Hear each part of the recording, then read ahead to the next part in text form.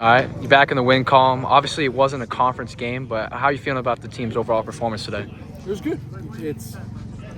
Midweeks are important. It gives guys an opportunity to kind of turn the page from the weekend and start the new week on a positive note. I think it gives a lot of pitchers opportunity that maybe didn't see innings over the weekend. And today's one of those games we've talked about a few different times this year where it was less than ideal conditions, and I thought we played well. I thought we pitched really well. Offensively, not our best day, but at the same time, got a big hit when we needed it. Thought we were aggressive on the bases.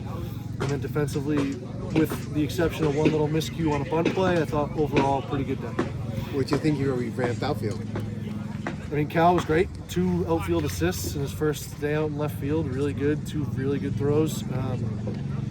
Callie's a guy that has really good range out there, so we've always wanted to find a way to get him out there in center field. And then Carlos's natural spot has been right field. So I think the biggest question mark with the whole thing was Cal and left, but he did a great job.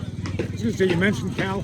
If you count it up, he's responsible for 4 runs. 2 that Dartmouth did not score with throws to the plate.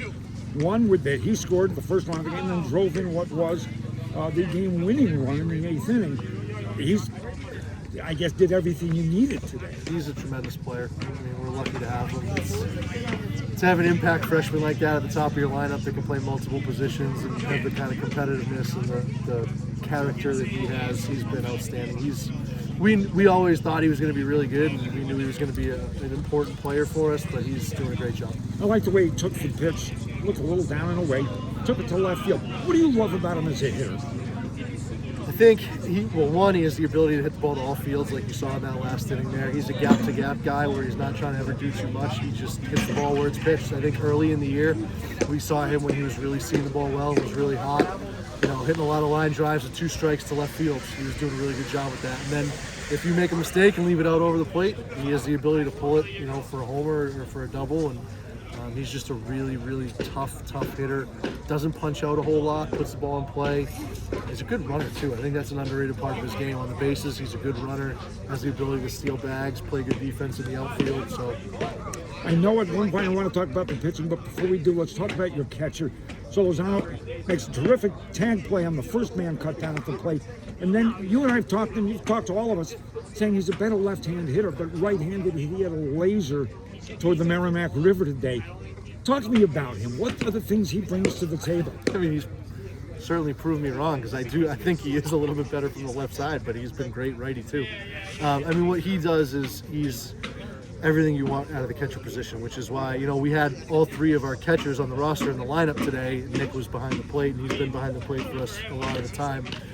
He controls the game. He's, the cliche field general type guy. I think he does an exceptional job receiving the baseball behind the plate. He steals a lot of pitches for us, helps our pitchers out, blocks the baseball really well. A lot of positive feedback, body language, things like that is important for the pitchers. And then he just makes smart, high baseball IQ plays like you saw there with the tag. Like deking the runner a little bit, and then it wasn't an easy tag. It kind of short hopped him a little bit there, and he was able to put a good tag on it, and he just does a lot of things really well. Wanted to get to the pitching staff.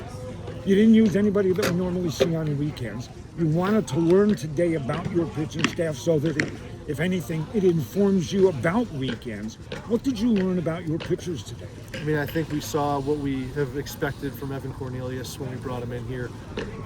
I know what we liked about him is when we saw him in the summer. He had a great summer season, and just a really competitive, heavy fastball, a good slider, a good changeup.